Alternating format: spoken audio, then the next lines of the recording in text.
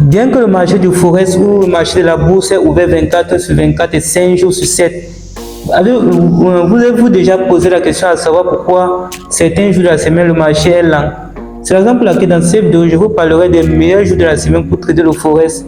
Et si vous vous souvenez, dans mes vidéos précédentes, je vous ai parlé des meilleures heures de trading, ok? Dans cette vidéo, je vous parlerai plutôt des meilleurs jours de la semaine pour trader le Forex, ok? Salut à vous, mon nom c'est Bringo, bienvenue sur ma chaîne YouTube. Sur cette chaîne, je parle tout à propos du trading, des conseils qui vous aideront à être rentable sur le marché financier, ok? Alors, sans toutefois tarder, si c'est la première fois que vous tombez sur mes vidéos et que cette thématique vous intéresse, je vous prie de vous abonner et d'activer la cloche de notification pour ne pas manquer mes prochaines vidéos. Alors, la vidéo ira comme suit. Je vais commencer par les meilleurs jours de la semaine pour trader, ok? Ensuite, je vous parlerai des pires moments de la journée pour trader le Forex, ok? Et en troisième position, je vous parlerai de comment gérer son temps en tant que trader du Forex, ok? Parce qu'en tant que trader Forex, vous devez savoir comment gérer votre temps de trading, ok, en fonction des sections. Et en dernière position, je vous parlerai des convertisseurs, de fuseau horaire, des devises du marché en Forex, ok? Allons-y maintenant sur les meilleurs jours de la semaine pour trader le Forex, ok? Je vais prendre un cas particulier pour vous expliquer, ok, les meilleurs jours de la semaine. Je vais utiliser l'intervalle moyen des pips pour les paires de devises majeures, ok, pour chaque jour de la semaine pour déterminer les meilleurs moments pour trader au cours de la semaine. Ok, les paires de devises majeures, ce sont les paires de devises qui sont cotées en fonction du dollar américain. Ok, comme vous pouvez le constater, nous avons le euro contre le dollar américain, le Great Pound contre le dollar américain contre le japonais, le yen japonais. Ok, et ce tableau représente l'intervalle des moyens des pips, ok. Ce sont les études qui ont été faites par les grandes institutions, ok. Donc c'est le tableau chiffre, ça récapitule les différents pips, mouvements de pips, ok, des paires de devises en fonction des jours, ok. Ça, nous avons dimanche, lundi, mardi, mercredi, jeudi, vendredi. Ça, ce sont les jours au cours duquel le marché du Forex est ouvert, ok.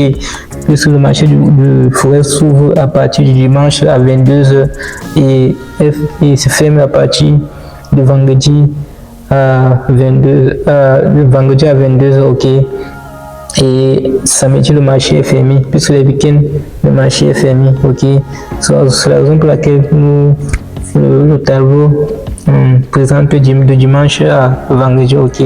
Ce sont les jours au cours duquel le marché est ouvert, ok. Si nous prenons l'exemple, le premier jour qui est le dimanche, nous prenons la première des paires de devises qui est l'euro contre le dollar américain, ok. Vous constatez que dans le dimanche, nous avons 69 pips, ok. Le pip ici, c'est l'unité moyenne, ok, qui permet de mesurer le taux d'échange, ok, d'une paire de devises en Forex, ok. Nous avons, comme vous le constatez, le dimanche nous avons 69, le lundi nous avons 109, ok. À partir du mardi, nous avons un nombre de pips qui est très élevé, ok, 142, mercredi 136, jeudi 145 et vendredi ça diminue, ok. Donc vous constatez que à partir de mardi à jeudi, ok, l'intervalle est très élevé par rapport à lundi, dimanche et vendredi, ok. Nous prenons pour la deuxième paire de devises Great Pound contre le dollar américain, 73, 149. Après, nous avons 172 le mardi, nous avons 172, 152, 169. Vous constatez qu'à partir du vendredi, ça diminue, 179. Le Great Pound, le vendredi, ça a un peu augmenté, ok. Ça a légèrement augmenté, désolé. Pour le dollar américain contre le yen japonais, nous avons 41 le dimanche, 65 82 le mardi, 91 mercredi, 24 et puis 98 le dollar australien contre le dollar américain, 58, 84, 114, 99, 115, 111. Ok, je vous explique ce que ces données représentent en fait, révèlent. Ok, ça veut tout simplement dire quoi? Le lundi et le dimanche, ok, ce sont les jours au cours duquel les grandes institutions et les banques centrales, ok, les grandes entreprises se préparent maintenant ce sont les grands actionnaires du marché du Forex, ok. C'est à ce moment-là, donc, c'est à partir de lundi et dimanche qu'ils se préparent déjà à entrer sur le marché, ok. Mais maintenant, à partir maintenant de mardi, mercredi, jeudi, c'est alors pendant ces jours-là qu'ils sont maintenant en pleine activité, ok. Là, ce sont ces jours au cours duquel le marché, il y a plus de volatilité sur le marché. Donc, nous avons les jours qui sont en vert, ok, mardi, à savoir mardi, mercredi, jeudi, ok. Donc, c'est à ce moment il y a plus de volatilité, plus de volume sur le marché du Forex, ok. Donc, c'est à cette période que c'est recommandé de trader, ok. Nous avons mardi, mercredi et jeudi, ok. Donc les meilleurs jours pour trader le Forex, c'est mardi, mercredi et jeudi, ok. À partir de vendredi, c'est là où les grandes banques centrales, les grands actionnaires du marché du Forex, ça peut déjà affirmer, ok. Raison pour laquelle les chiffres ont tendance à diminuer à partir de vendredi, ok. Donc en conclusion, les meilleurs jours pour trader le Forex, c'est mardi, mercredi, jeudi, parce que c'est à ce moment-là que les grands actionnaires du marché du Forex entrent maintenant en activité, ok, en pleine activité. Ok, nous allons continuer avec les pires moments pour trader le Forex, ok. Et nous avons 3 pendant les annonces économiques. Donc, si vous ne savez pas comment traiter les annonces économiques, je vous recommande d'éviter de trader pendant les annonces économiques. Ok. Si vous n'avez pas vu comment consulter les annonces économiques, vous pouvez regarder mes vidéos précédentes. Donc, pour trouver des annonces économiques, okay, il y a des sites web qui sont dédiés, ok, pour les annonces économiques du Forex, à savoir Forex Factory et MyForex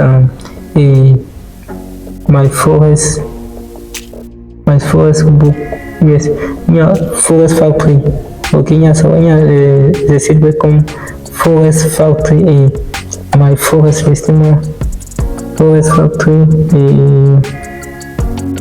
le site, j'ai oublié le nom de votre site. Ok, il y a Forex Factory et Investi.com, ok. Donc, ce sont les deux sites web qui sont dédiés aux annonces économiques pour le marché du Forex, ok. Savoir Forex Factory et Investi.com, ok. Et donc il est conseillé de ne pas trader pendant les annonces économiques, ok. Et il est aussi conseillé de ne pas trader pendant les moments inactifs du marché, ok. Donc les moments inactifs du marché sont les moments où il n'y a pas de superposition sur les sections, ok. Donc à ce moment-là, ce n'est pas je vous recommande de rester hors du marché, ok, de ne pas trader à ce moment-là. Trader lorsque il y a superposition des sections, ok. C'est à ce moment que vous pouvez trader. Et la dernière recommandation, c'est de ne pas trader le Forex pendant les jours fériés, les jours fériés officiels, ok. Comme par exemple pendant les congés de Noël, ok, et les congés de Nouvel An, ok. C'est à ce moment que il faut rester hors du marché, parce qu'à ce moment-là, les grands acteurs du marché sont comme les banques centrales et les grandes entreprises comme Apple et Microsoft, ok. C'est à ce moment qu'ils sont plein d'activité, ok. Donc ils sont en vacances Et quand les grands actionnaires du marché du foyer sont en vacances, il y a le spread sur le marché est très élevé, ok. Peut vous amener aux grandes têtes en trading, ok. Donc, ça, ce sont les 3 points que vous devez éviter. Les 3 moments où vous devez éviter pour trader le forex, ok. Alors, allons-y maintenant sur comment gérer son temps en tant que trader du forex, ok. Je prends le premier cas. Chaque trader devrait connaître quand trader et quand ne pas trader, ok. Donc vous devez connaître quand trader et quand ne pas trader. Comme vous le savez déjà, il faut trader quand il y a superposition des sections, ok. À savoir, prenons l'exemple de la superposition entre la section de Londres et la section de Londres et la section de New York, ok. Ça c'est l'une des superpositions des sections au moment où vous pouvez trader le forex, ok. Donc, deuxième point, c'est toujours se fixer les objectifs en trading, ok. C'est la même chose quand vous fréquentez, ok. Quand votre enseignant vous enseigne, ok, pendant les leçons, il vous donne toujours les objectifs, ok, à se fixer pour cette leçon, ok. C'est la même chose en forex. Quand vous tradez, toujours se fixer les objectifs, ok, à atteindre, comme montant d'argent, ok, à atteindre. Donc, toujours se fixer les objectifs, ok. Le troisième point, c'est toujours prendre souvent le temps pour s'épanouir, ok. Pour se relaxer. Parce qu'en trading, le trading apporte beaucoup de stress, ok. Donc, c'est souvent conseillé de prendre souvent le temps de vous détresser, ok, en vous épanouissant, ok. Donc ça c'est le troisième point, prendre le temps pour vous épanouir en tant que trader forex. Le dernier point, c'est au cas où vous exercez un travail journalier, c'est toujours conseillé de sélectionner les sections de trading qui coïncident avec votre temps libre, ok. Et imaginez par exemple vous travaillez de 7h du matin achevé à 15h, ok. À ce moment-là, vous savez qu'à 15h, c'est entre la section, à 15h, c'est entre la section de Londres et la section de New York. Donc, vous pouvez trader à ce moment, à partir de 15h, vous pouvez dédier ce temps-là pour votre trading, ok. Ça, ce sont pour les personnes ils sont occupés, ok, ils travaillent déjà, ok. Ok, maintenant nous allons achever avec convertisseur de fuseau horaire des devises du marché du forex, ok. Il faut savoir que pour connaître votre l'heure de section, ok, en fonction de votre heure locale, il y a un site web qui est dédié pour cela, à savoir mon Forex Market Hour, ok. Quand vous consultez le site web, quand je vous montre, voici comment le site web se présente.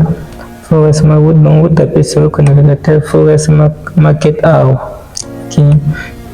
Quand vous tapez, voici la page qui va s'ouvrir. C'est la page qui s'ouvre voici comment elle se présente, ok. Vous allez sur la section Best Time to Trade, ok, en Y. Et vous tapez, vous recherchez votre zone, ok. Vous recherchez, plus ou moins je suis en Afrique, je cherche l'Afrique, pratiquement, ici je suis en Afrique, particulièrement à Douala. Moi je cherche Afrique, Douala.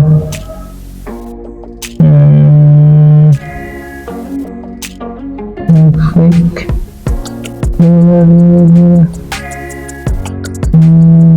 Afrique, Douala.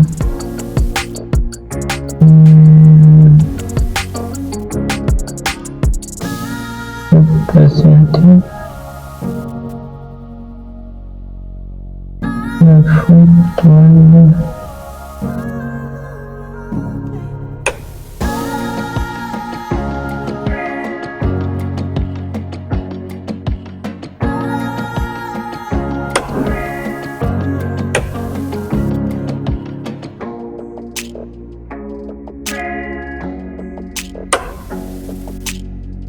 Ok. Voici, je suis en Afrique, plus précisément à Douala. Ok, je sélectionne Douala et je clique sur Go pour que ça convertisse en monnaie locale. Ok. Ça charge. Ok, ça a déjà converti en monnaie locale. Comme vous le voir, mon monnaie locale c'est 22h19. Ok. Vous voyez que c'est la même heure. C'est la même heure avec l'heure qui est sur ma machine, sur mon desktop. Ok, vous voyez que ça coïncide avec la même heure, donc ça a déjà converti. Ok, donc et la section colorée ici, c'est représente l'heure actuelle. Ok, et vous pouvez voir, ça sont les heures des différentes sections. Comme vous pouvez, la section de Londres commence à 9h, s'achève à 17h, à 8h. Autant pour moi, elle s'achève à 17h. La section de New York à 14h, s'achève à 22h. Et donc, c'est comme ça qu'on fait pour convertir les sections. Ok, les heures de section en fonction de votre heure locale. Ok, si cette vidéo vous a plu, n'hésitez pas de liker, de vous abonner, d'activer la cloche de notification pour ne pas manquer mes prochaines vidéos. À se revoir à un prochain épisode. Ciao.